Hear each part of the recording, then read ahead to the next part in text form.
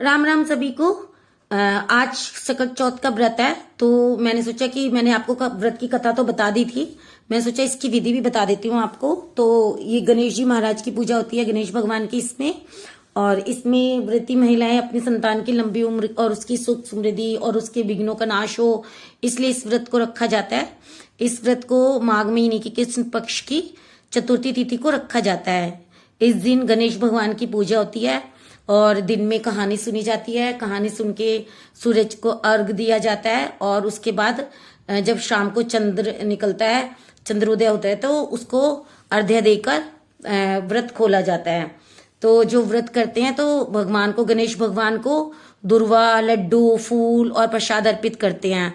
और इस दिन तिल खाने का बहुत महत्व होता है, तिल की भी पूजा करते हैं और गणेश जी का जाप करते हैं। ओम गणपते नमः मंत्र का जाप करना भी बहुत फलदायी माना जाता है। तो सकट चौथ का व्रत देख लेते हैं, इसके मुहूर्त को।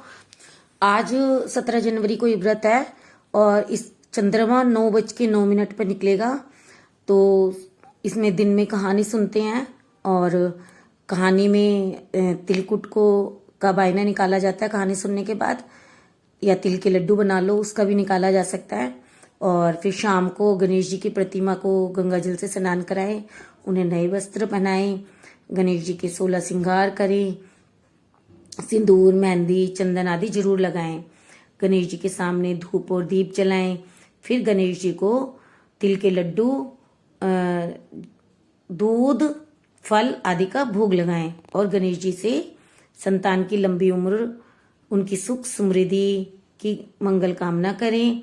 सबसे आखिर में शाम को जब चंद्रमा निकल आए तो चंद्रमा को जोत जलाएं और अर्घ्य दें और व्रत खोलें। इस दिन तिल और गुड़ से बनी चीजें विशेष रूप से खाई जाती हैं और प्रसाद के रूप में बांटी जाती हैं। तिल और गुड़ बांटने का बहुत महत्व है इस दिन, और ये विशेष तौर पर संतान की लंबी उम्र के लिए व्रत किया जाता है। और ऐसी मान्यता है कि इस व्रत को रखने से सभी प्रकार के संकट दूर होते हैं और जीवन में सुख शांति का आगमन होता है। भगवान गणेश को विघ्नहर्ता और बुद्धि के देवता माना जाता है। इस दिन व्रत रखने और भगवान गणेश जी की पूजा करने से उनकी विशेष कृपा प्राप्त होती है, जिससे कि जीवन में सफलता और समृद्धि का मार्ग खुलता है। तो ये विधि बताई है मैंने आपको, कहानी मैंने सुबह वीडियो डाला था उसमें बता दिया था आपको।